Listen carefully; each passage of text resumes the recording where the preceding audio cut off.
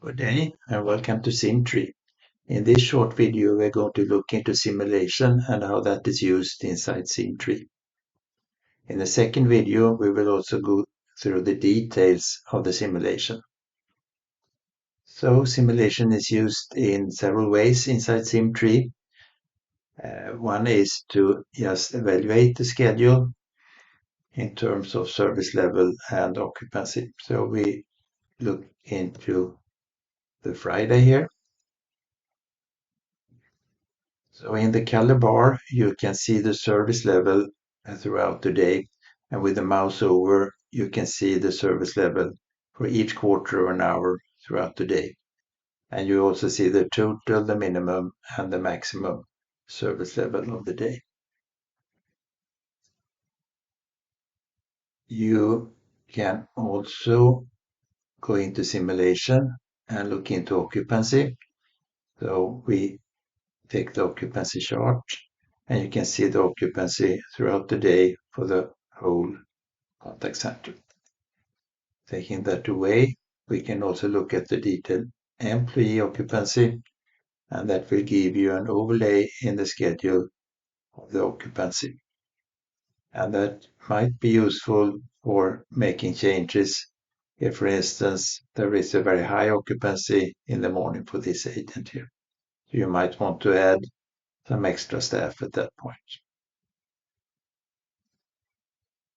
In the service level bar, you can also expand and see the service level for each of the call groups throughout the day. And also here with mouse over, you can examine.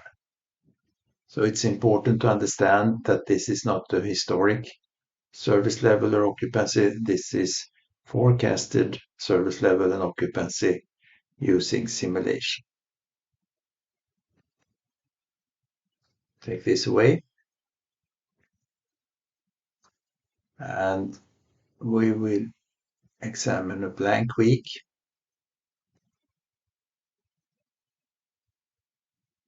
So in the graph, you can see a gray area representing the Erlang-C calculation.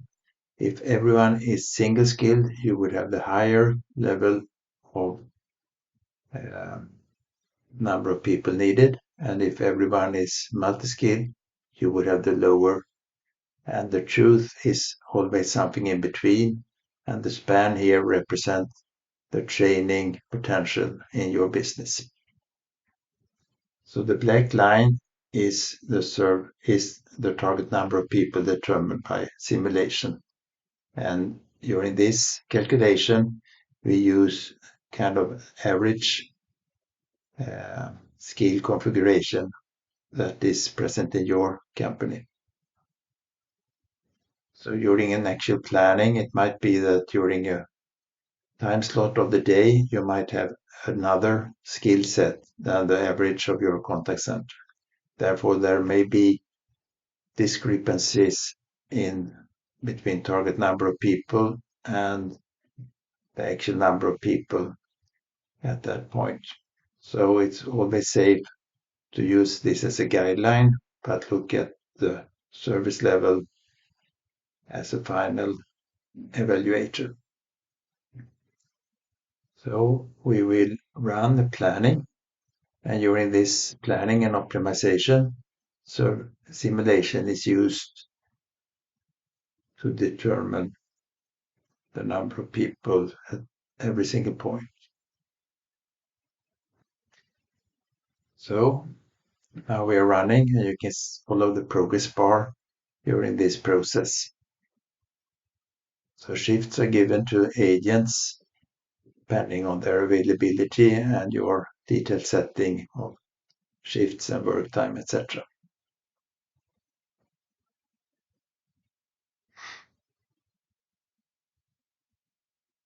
So here we are.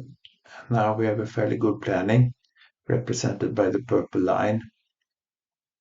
And you can see the service level and the service level throughout the week here. So in a second video, we are going to look in how the simulation actually works in great detail. So thank you.